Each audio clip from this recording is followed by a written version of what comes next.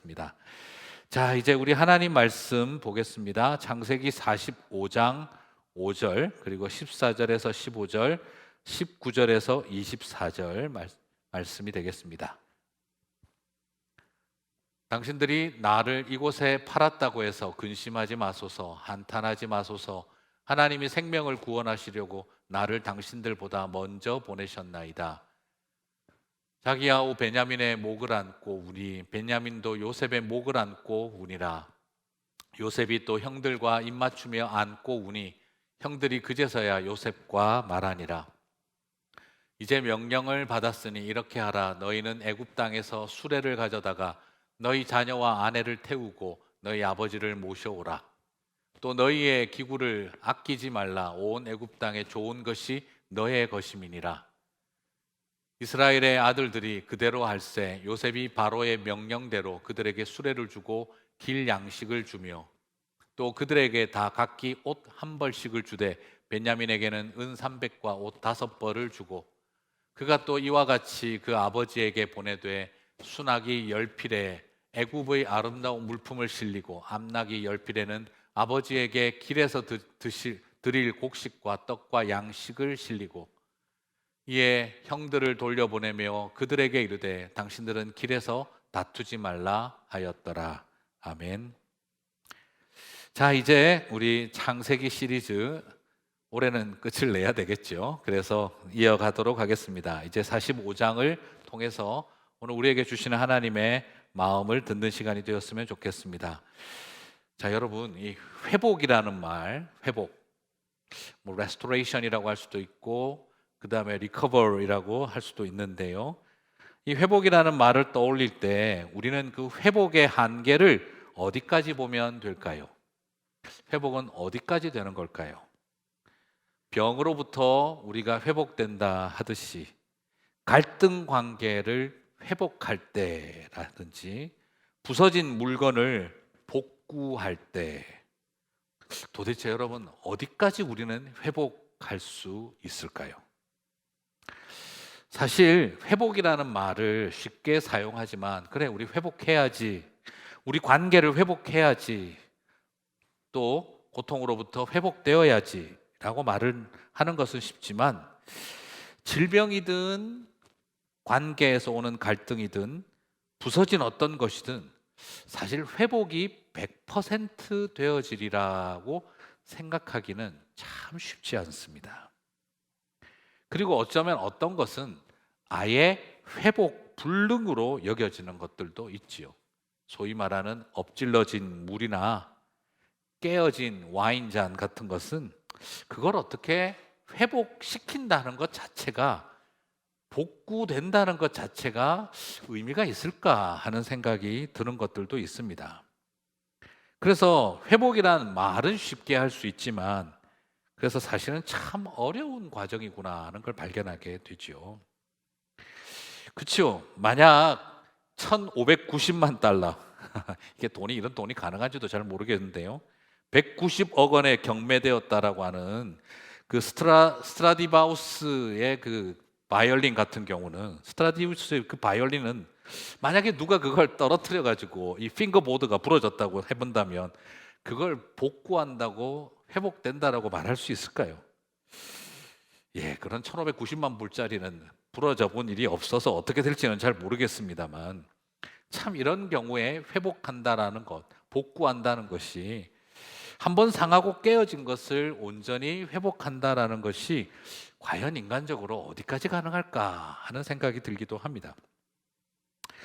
하지만 우리가 비온 뒤에 맑게 갠 하늘, 그리고 비온 뒤 더 견고해지는 땅의 이야기를 하는 것처럼 나무와 꽃이 흔들리면서 뿌리가 깊어지고 든든히 세워져 가는 것처럼 우리는 다 회복 탄성력이라고 하는 것을 가지고 있다라고 생각을 해봅니다.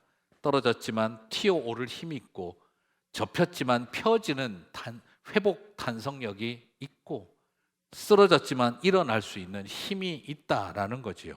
깨어졌지만 회복할 탄성력이 있다라고 생각을 합니다. 절망과 고통이 오히려 더욱 우리에게 소망과 비전을 뚜렷하게 하는 것처럼 회복이라는 말은 결코 어설픈 정신 승리 같은 말이 아니라 원상복구를 넘어 더 도약할 수 있고 더 좋아지고 더 나아질 수 있는 회복으로 발전할 수 있다고 믿을 수 있습니다. 물론 용서했다고 해서 내일부터 당장 살갑게 지내야 한다, 그런 강요를 해서는 안 됩니다. 그죠? 정말 힘들었고 아팠던 관계 용서하기로 결단하기도 쉽지 않은데 내일부터 서로 웃으면서 하하호호하며 지내라고 하는 것이 참된 용서다라고 말하면 그건 굉장히 잔인한 일이겠죠. 연약한 인생임을 스스로 인정하고 용서를 하지만 거리를 두며 살아가고 마음을 추스려야 할 시간이 숙성해가는 과정이 사람에게는 필요합니다. 그리고 용서했다고 해서 가까이 웃으며 지내라고 하는 것을 꼭 동일화해서는 안 되는 거죠. 용서도 강요되어서는 안 되는 것이지만 용서했으니 무조건 잘 지내라고 강요하는 것도 결코 쉬운 일은 아닙니다. 용서하고 하지만 떨어져 지내는 게 더 나을 때도 있는 법이죠. 그래서 오늘 저는 요셉과 이 형님들의 회복의 이야기를 바라보면서도 참 조심스러운 마음이 있습니다. 남들에게 말할 수 없는 어려운 고통 어린 가정사를 가진 분들에게 손쉽게 훈수 던지는 마음으로 크리스찬이 용서하고 사랑한다면 이제 살갑게 살아야지 하는 이런 형태의 강요가 되지 않았으면 좋겠습니다. 다만 모든 것을 그렇게 완전한 이상의 그 회복으로 갈 수 없다 할지라도 그저 오늘 좀 나누고 싶은 솔직한 마음은 하나님 하시는 일이 우리의 감정과 우리의 의지 그 이상으로 역사할 수 있는 회복의 이야기도 있을 수 있다는 것을 우리가 소망하고 바라보았으면 좋겠습니다. 오늘 비극적인 가정사로 가득한 요셉과 형님들 그리고 아버지 야곱의 이야기가 어떻게 정신승리 수준을 뛰어넘어 이처럼 완전한 회복까지 이어지는 구속사의 한 페이지가 되었는지를 오늘 살펴보도록 하겠습니다. 그리고 이것을 통해 저와 여러분 안에 우리 안에도 이런 회복의 역사가 일어나게 되기를 소망하는 마음을 갖게 되었으면 좋겠습니다. 자, 그러면 상처를 회복하는 일은 요셉이 승자의 여유를 누릴 수가 있어서 일어났던 일은 아닙니다. 어떻게 하면 완전한 회복이 있었을까? 그래, 그 정도 자리에 올라가서 넉넉한 마음을 갖게 되면 누구나 승자의 여유로서 용서와 회복은 있을 수 있는 거 아닐까라고 생각이 듭니다. 하지만 그렇지 않습니다. 총리 대신의 자리에 앉아서 그들의 절을 받고 먹을 것 탁 주면서 내가 용서해 주마, 이것이 상처에 치우고 하나님이 기뻐하는 용서의 이야기는 아닙니다. 그렇다면 하나님은 만약 그런 식이라고 한다면 하나님은 입신양명을 적극적으로 도와주시는 하나님이 되겠지요. 그러면 과연 상대는 그것이 기쁨이 되겠습니까? 아니면 용서를 선언할 수밖에 없는 굴욕이 되겠습니까? 치유와 회복은 피해자인 내가 높아져서 누리는 여유로움에서 시작되는 것이 아니라 가해자와 모두가 함께 서로 세움을 통해 상처를 싸매어야 할 때 일어나는 일입니다. 온전한 회복은 가해자와 피해자로 존재한다 할지라도 서로를 향한 쌍방향의 세움의 역사가 있어야 한다는 것이죠. 자, 먼저 철없었던 시절에 요셉의 그 꿈 이야기가 성취된 것이 아니라 오늘은 어쩌면 철없던 꿈 이야기를 벗어버리고 내가 높아져서 절받기 때문에 나는 용서할 수 있다가 아니라 오히려 형님들이 그 자리에 서게 함으로 치유와 회복이 일어나야 하는 것 아니었겠나 하는 것이죠. 자, 창세기 45장 19절을 한번 보시겠습니다. 이제 명령을 받았으니 이렇게 하라. 너희는 애굽 땅에서 수레를 가져다가 너희 자녀와 아내를 태우고 너희 아버지를 모셔오라. 여러분, 애굽 땅에서의 이 수레는요, 황실의 파라오의 수레를 말합니다. 지금 여기서 파라오가 수레를 가져가라 했던 것은 내 수레를 가져가라는 거죠. 그만큼 지금 요셉과 그 가문을 왕 왕실의 수준으로 격상시켜서 영접하겠다라는 것입니다. 소달구지 하나 보내주는 수준이 아니라 파라오가 행차할 때 타던 황실 수레를 소위 말해서 군대로 본다면 1호차 가져가라, 이 말과 거의 같은 수준의 이야기라는 것이죠. 바로와 같은 왕들의 행차와 입성하는 방법으로 너희 부모님을 모시고 오라는 것이었습니다. 그리고 창세기 45장 22절을 보면은요, 요셉은 형들에게 옷을 한 벌씩 주고 있습니다. 또 그들에게 다 각기 옷 한 벌씩을 주되 베냐민에게는 은 300과 옷 5벌을 주고라고 하고 있어요. 이 옷은 아버지를 모시고 다시 애굽으로 돌아올 때 입고 와야 할 옷인 거죠. 소위 그 수레에 버금가는 옷과 양식을, 복식을 갖추고 오라는 겁니다. 그렇다고 한다면 이 옷은 어떤 수준의 옷이겠습니까? 바로 황실용으로 입는 수레 탈 만한 사람들이 입을 옷이라는 거죠. 이것은 결국 뭘 말하느냐? 온 백성들이 그 수레가 행차할 때 머리를 숙이고 조아리고 절을 하며 높이는 그 여정으로 돌아오라는 것입니다. 그것을 위해서 형님들에게 이 옷을 입게 했다는 거죠. 자, 이것은 그냥 보면 뭐 별일 아닙니다. 그 정도 권력이 있으니까 누리고 있겠지라는 생각도 듭니다. 그러나 형들의 입장에서는 이것은 개인적으로 요셉과 사이에서 살아왔던 그 한없는 절망과 소외받았던 사랑받지 못한 아들들의 상처를 씻어주는 일을 요셉이 나서서 하고 있다는 걸 보게 됩니다. 과거 형들은요, 요셉은 색동옷, 채색 옷을 입고 다니는 것을 그저 부러운 눈으로 지켜봐야 한 쓰라린 기억을 가지고 있는 사람들입니다. 그래서 그들은 동생을 팔면서 요셉의 옷을 짐승이 찢듯이 찢어버렸습니다. 솔직히 어떤 의미에서는 아버지에게 죽었다는 증거용으로 들고 가기도 했지만 그들은 어쩌면 그 요셉의 채색 옷을 정말 잔인하게 찢어버리고 싶지 않았을까 하는 생각을 해봅니다. 짐승이 찢은 것처럼 찢어버렸던 그 모습 속에 정말 짐승이 찢은 게 아니라 그들의 마음이 짐승처럼 찢고 싶었던 마음이 반영되어 있지 않았을까 싶을 정도입니다. 요셉은 그런 형들에게 자신이 입었던, 아버지가 주었던 색동옷, 그 채속옷보다 훨씬 더 좋은 바로의 궁궐의 옷을 입게 했습니다. 이게 잘난 마음으로 내가 이 정도까지 올라와서 형님들에게 해줍니다 하는 그런 우월감의 결과일까요? 아닙니다. 요셉 자신도 그 잘나가던 도련님 자리에서 노예가 되어져서 그렇게 이집트로 끌려왔었을 때 그는 봤습니다. 왕자같이 사는 버르장머리 없는 도련님들을 그는 많이 봤습니다. 감옥 속에 있으면서 거들먹거리는 금수저 탄 사람들을 얼마나 많이 봤습니까? 그러면서 그도 알게 됐겠지요. 나도 형님들에게는 참 재수 없는 동생이었겠구나 하는 생각이 들지 않았겠습니까? 그 전에 살아갈 때는 사랑받는 아들로서 당연한 거였고, 그리고 형님들 앞에서 내가 볕단들이 절하던 걸 봤다, 해와 달과 별들이 나한테 절을 하더라 할 때는 뭔가 그래도 자기는 된 것 같은 마음으로 별 생각 없이 했는 말들이었는데, 나중에 자기도 노예가 되고 보니 얼마나 재수 없는 동생이었을까 하는 것을 그도 그제서야 깨닫지 않았을까요?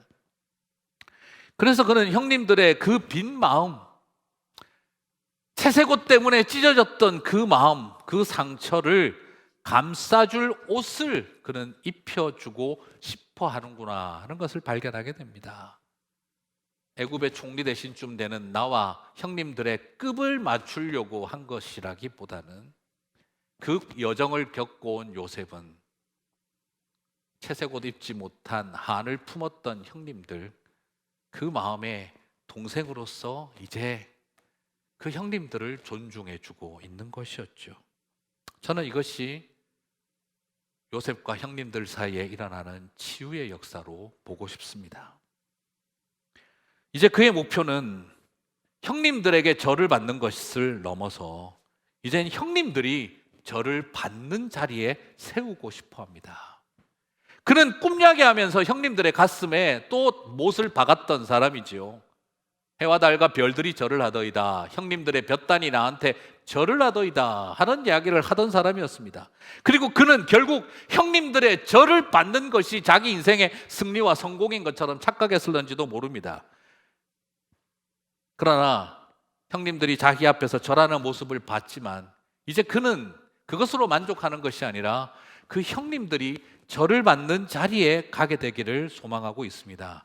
그래서 애굽 황실의 옷을 입고 수레를 타고 들어오면서 온 애굽의 박수와 무당과 그리고 고관 대작들과 백성들의 큰 절 올리는 모습을 형님들에게 제공해 주고 싶었던 것이죠. 뭐라고 해야 될까요? 요셉은 자신의 꿈을 이루는 절 받는 자리에 서는 것이 자신에게 위로가 되는 것이 아니라 형님들이 그렇게 살아오지 못했던 형님들에게, 내 꿈야기 때문에 마음 상하고 살아왔던 형님들에게 온 세상 애굽이라고 하는 제국의 절을 받으면서 그 상했던 마음을 회복하는 경험을 제공해주고 있다는 것이지요. 저는 이것이 온전한 치유와 회복으로 가는 통로였다라고 믿고 싶습니다. 그렇습니다. 회복은 철없는 시절에 나의 잘난 꿈을 채워주시는 데 있는 것이 아닙니다. 오히려 꿈도 꿔보지 못한 사람들, 꿈꿀 위치와 자격도 되어보지 못했던 사람들, 내가 그 철없는 꿈으로 인하여 상처받고 힘들었던 사람들에게, 꿈조차 나랑 상관없다고 여겨졌던 그분들에게 그 모든 옷을 입고 절을 받으며 들어오게 함으로써 이제는 그들 사이에, 요셉과 형님들 사이에 있었던 옷 때문에, 절 때문에 쌓였던 그 아픔과 미움이, 혐오가 끝이 나는 시간이 온 것이지요. 요셉은 자신의 가해자들 위에 군림하여 굴복시킴으로 위로를 받는 것이 아니라 형들의 상한 마음과 무너진 마음을 회복시키고, 형들이 어쩌면 절을 받고 경배받는 것처럼 여겨지는 자리에 그분들을 옷 입혀 세우며 이제 우리 안에 진짜 하나님이 하시는 회복의 역사가 일어나기를 바라고 있었던 것입니다. 그렇습니다. 회복은 피해자인 나를 세우는 것만이 아니라 가해자였던 그들을 내 손으로 세워줄 때 일어납니다. 여러분, 철없던 시절의 꿈을 위해서 살다가 철없던 시절의 꿈을 이루면 뭐가 되겠습니까? 네, 아직도 철없는 어른이 되는 거지요. 아시죠, 여러분? 미안해서 하는 사과는요, 미안해서 하는 사과는 온전한 회복을 이루지 못합니다. 그런데 고마워서 하는 사과는요, 온전한 회복으로, 아니 그 이상으로까지 나아갑니다. 너무 미안하게 돼서 사과하는 거는요, 80%, 70% 회복이 될까요? 근데 너무 고마워서 하는 사과는요, 100% 이상으로 나아갈 수 있을지 않을까 싶습니다. 내 상처를 치유하기 위한 회복은요, 온전한 회복을 이루어내지 못합니다. 내 마음의 상처가 다 100% 회복될 때까지 그렇게 생각하고 있으면 사람에게서 절대 회복되지 않습니다. 그러나 그들의 상처를 치유하며 나아갈 때 이루어지는 회복은요, 온전한 회복 그 이상으로 우리에게 나타나게 됩니다. 그렇습니다. 내 꿈을 이루는 게 아니라 그들의 상처와 같이 못한 꿈을 내가 제공해 줄 때 온전한 회복이 일어납니다. 내 상처가 완전히 치유되어야 온전한 회복이 일어나는 게 아니라 그들의 상처도 치유되었을 때 온전한 회복이 일어납니다. 온전한 회복을 위해서는 나의 미숙하고 철없던 시절의 꿈이 아니라 하나님의 경륜, 하나님의 계획과 비전이 이루어지는 것을 향해 나아가야 온전한 회복이 일어납니다. 그리고 그들이 행했던 일이 아니라 하나님의 일로 고백할 수 있을 때 그것은 온전한 회복 그 이상의 자리로 이끌어가게 되는 것입니다. 여전히 이 문제를 나와 형님들의 문제로 보고 있으면, 나와 형님들의 문제로 바라보고 있으면 온전한 회복은 없습니다. 그러나 이 일을 하나님의 일로 보게 되어질 때 그것은 온전한 회복 그 이상의 자리로 우리를 이끌어갑니다. 우리가 왜 온전한 회복이 어려울까요? 끝까지 이것이 나와 아버지의 문제, 나와 어머니의 문제, 이것이 끝까지 나와 누나의 문제, 나와 동생의 문제, 나와 형님의 문제, 그리고 나와 와이프의 문제, 나와 김집사와의 문제, 나와 김장로님과의 문제, 어느 장로님 꼭 지칭하는 거 아닙니다. 그렇게 남아있는 한 그 속에는 온전한 회복이 없습니다. 하나님과 하나님의 역사하심으로 바라볼 때 거기에 나의 회복이 일어납니다. 창세기 45장 4절과 5절을 한번 보겠습니다. 요셉이 형들에게 이르되 내게로 가까이 오소서. 그들이 가까이 가니 이르되 나는 당신들의 아우 요셉이니 당신들이 애굽의 판자라. 당신들이 나를 이곳에 팔았다고 해서 근심하지 마소서. 한탄하지 마소서. 하나님이 생명을 구원하시려고 나를 당신들보다 먼저 보내셨나이다. 당신들이 판 것이 아니라 하나님이 보내신 겁니다. 나와 형님들의 문제가 아니라 이 일은 하나님이 우리를 향한 일이었습니다 라고 고백하고 있습니다. 당신들은 나를 죽이려고 팔았던 일이었으나 하나님이 생명을 주시고 구원하기 위해 하신 일이었습니다로 바꾸고 있습니다. 그리고 아예 바꿔버렸죠. 당신들이 나를 판 일이 아닙니다. 하나님이 하신 일입니다로 말하고 있습니다. 물론 저는 이걸 보면서 교회 신앙생활 잘 안 할 때는 그랬습니다. 이건 정신승리지. 이렇게 해석해야 속이 편하니까 그렇게 했겠지 싶기도 했습니다. 하지만 이 속에 진짜 믿음의 이야기가 녹아 있습니다. 예전에도 드렸던 말인데요. 믿음은 결국 해석하는 능력이라고 말씀드렸죠. 똑같은 현실과 상황을 겪으면서 살아가고 있지만 믿음은 그 현실을 어떻게 해석하느냐에 대한 눈을 제공해 주는 것과 같습니다. 이것은 상황 중심으로 바라보는 거나 이것은 인간과 인간의 관계로만 바라보는 것이 아니라 이 일을 하나님의 경륜과 하나님의 섭리의 관점에서 바라보는 눈을 갖게 되는 것이지요. 그럴 때 우리는 사람과 사람 사이의 걸림돌의 문제였는데 이것이 하나님이 우리를 향한 디딤돌의 문제로 되는 것을 보게 되는 것입니다. 사단은 악을 던져주었지만 그 악을 약으로 바꾸어 버릴 수 있는 능력이 생기는 것과 같습니다. 이건 단순히 그냥 모든 것이 하나님이 하신 일이다 하는 식의 이야기는 아닙니다. 그러면 하나님은 좋은 일도 하고 나쁜 일도 하신다는 말인가요? 하나님이 나쁜 짓 해놓고 이것도 하나님 일이다라고 하신다는 그런 뜻인가요? 아닙니다. 하나님이 동생을 노예로 팔아 죽이게 하는 일을 하시는 분이시겠습니까? 그래, 언젠가 나는 너희들을 크게 회복시킬 날이 올 거야. 그러나 그때까지는 동생 죽이는 그런 계획을 짜도록 해봐. 이게 하나님의 방법이라고 말할 수가 있으실까요? 하나님은 나쁜 일을 하시는 분이 아닙니다. 하나님이 죄를 정당화시키는 것을 하지 않습니다. 이것은 어떻게 봐야 되냐 그러면 사단이 하나님 하시는 일을 막기 위해 미움으로 살인을 공모하게 하고 노예로 파는 일을 사단이 사주하고 진행하도록 했던 일입니다.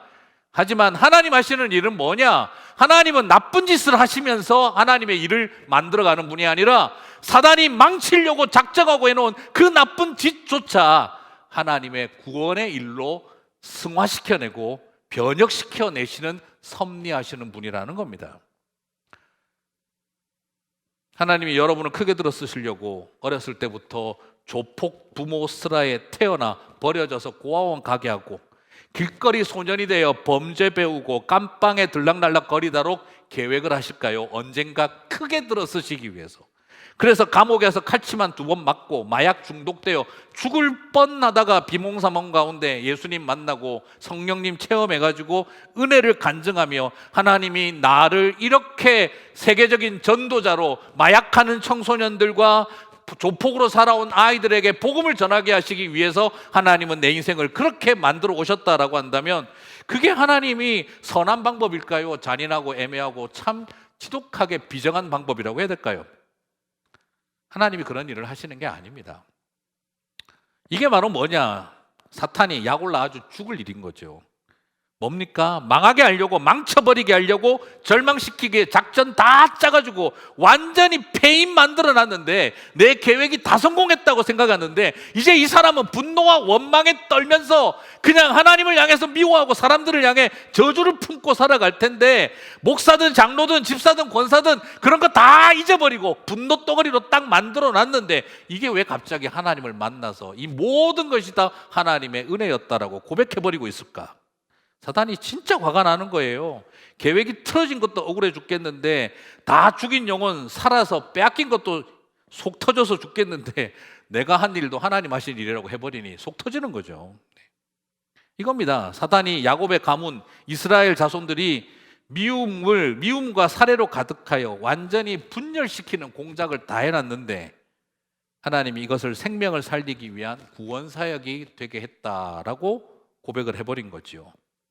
미움과 분열과 사망의 씨앗을 뿌렸는데, 미움과 분열과 사망의 씨앗을 뿌렸는데 사랑과 용서와 하나됨과 생명의 열매를 열어버린 겁니다.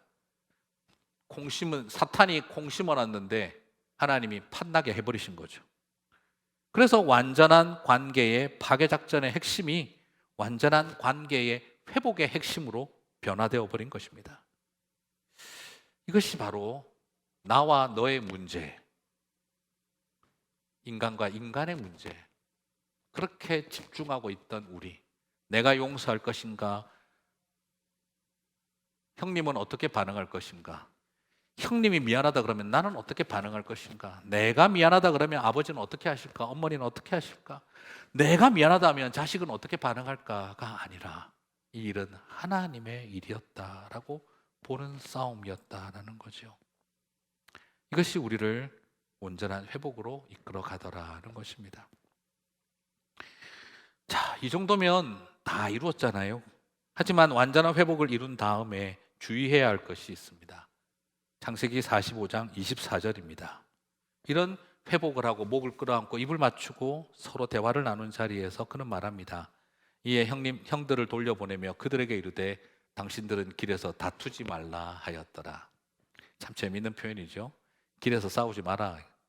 완전히 형님들을 그냥 길에서 싸울 사람들로 예상을 했던 거죠. 그랬을 것 같아요.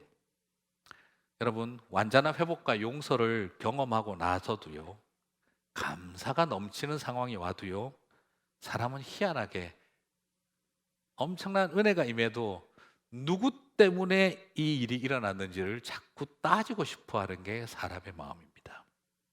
오케이, 우리가 회복은 경험했는데 근데 문제는 어디였는지 다시 한번 짚고 넘어가자 하는 것이죠. 참 놀랍게도 하나님 하신 구원 사역임에도 불구하고 은혜를 누리지 못하고 지은 죄를 탓하는 일들이 종종 있습니다. 우리 자신들도 범하는 실수이죠. 은혜는 그냥 은혜로서 누리면 되는데, 뭐라고 표현해야 될까요? 어떻게 하다가 우리가 이 은혜를 누리게 되었는지, 누가 지은 죄 때문에 우리가 이런 은혜를 받게 됐는지 죄를 찾아보자 하고 있는 거죠. 지금 뭐라고 그렇게 될까요?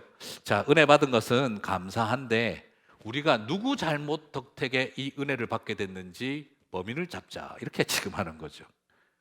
그래서 우리로 하여금 이런 은혜를 받게 만든 인간을 벌주자, 뭐 이것밖에 더 되겠습니까? 지금 말이. 놀랍게도 우리가 어쩌면 하고 있는 모습이 그런 게 아닐까요? 은혜를 잊고도 사람은 받은 은혜 때문에 서로 다툰다는 거죠. 은혜가 은혜되게 하는 일, 회복이 회복되게 하는 일을 위해서는 은혜를 누리는 법을 알아야 하고, 그 은혜가 이런 거죠, 그죠? 죄가 더한 곳에 하나님의 은혜가 넘치니라. 자, 하나님의 은혜가 넘쳤으니 누가 죄 지었는지 찾아보자. 지금 거기에 포커스를 맞추는 거죠. 이렇게 말하고 싶습니다. 어쩌면 요셉의 입장에서는 나를 판 죄보다 당신들이 다투면 그 죄가 더 클 것입니다 라는 것을 도전하고 있는 것이죠. 왜요? 나를 판 일은 하나님 하신 일이지만 하나님 하신 일을 가지고 다시 다투면 이건 정말 소망 없는 일입니다. 잘 기억하십시오. 요셉을 판 일은 하나님이 하신 일이 되지만 그리고 난 다음 만약에 다툰다면 그것은 하나님 하신 일이 될 수가 없습니다. 우리가 죄를 짓는 것보다 더 큰 것은 하나님이 용서하고 하나님이 회복하신 것을 다시 파괴하는 죄의 원인을 찾는 누를 범하는 일입니다. 여러분 꼭 기억하셨으면 좋겠습니다. 온전한 회복은 완벽한 판결에 꼭 기초하는 것만은 아닙니다. 덮어주고 품어주고 은혜를 은혜로 누릴 때 나타나는 것입니다. 사랑하는 성도 여러분, 오늘 요셉과 형님들과 이 가정 안에 엄청난 회복이 임했습니다. 이 회복을 위해서 우리에게 중요한 건 바로 어떤 관점을 가지고 나아가느냐라는 걸 살펴봤습니다. 그리고 마지막에 우리는 뭘 조심해야 하는지도 살펴보았습니다.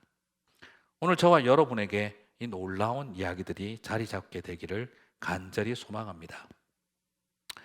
저는 이런 회복의 이야기들이 우리 교회와 우리 성도님들 안에 흘러 넘쳤으면 좋겠습니다. 누구나 한 번쯤은 겪었을 비극적인 가정사 있으시잖아요.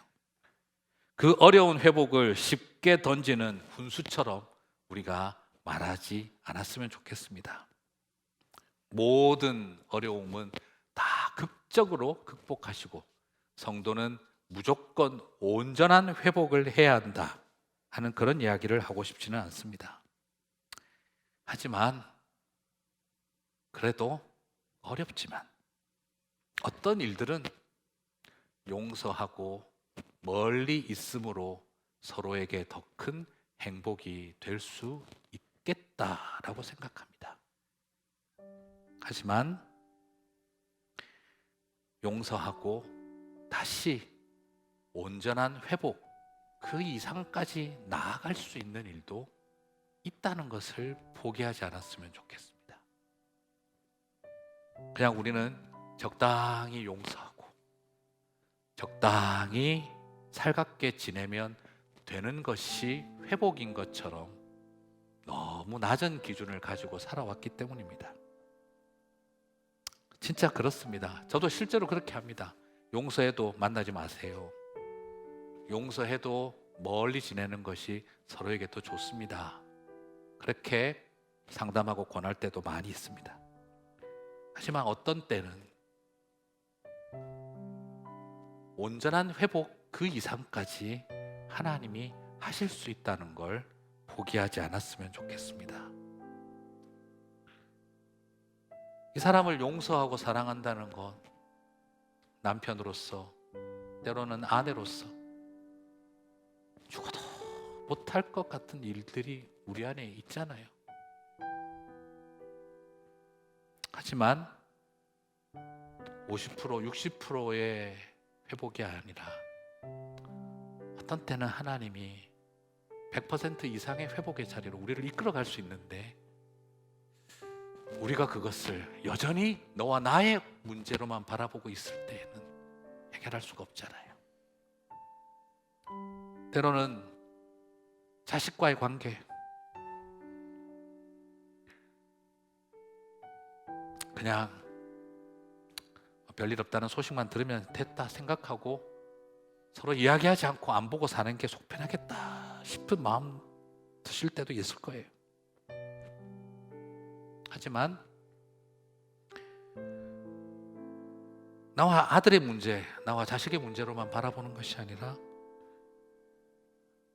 하나님의 일로 바라보면서 나아갈 때에는 때로는 100% 그 이상의 자리로 우리 하나님 은혜가 있으리라고 생각해 봅니다. 그래서 가장 깊었던 고통의 흉터를, 그들이 나에게 했던 난도질을 하나님의 스티그마로 바꾸는 일을 고백할 때에 그 상처가 형님들이 준 상처가 아니라 주님의 십자가의 흔적이 되고 그 상처가 별이 되는 여정을 통해 저와 여러분은 더 큰 온전한 회복의 자리로 갈 수 있는 날도 있지 않겠나 싶습니다. 저는 창세기 45장에 요셉이 애굽의 궁궐에 들리도록 방성대곡하는 울음소리가 참 부럽습니다. 여러분 그렇게 울고 싶으시죠? 슬픈 짐승의 비명소리처럼 요셉이 울부짖던 그 울음소리, 나도 한번 그렇게 울어보고 싶다 하실 때 있으시죠? 믿음으로 축복합니다.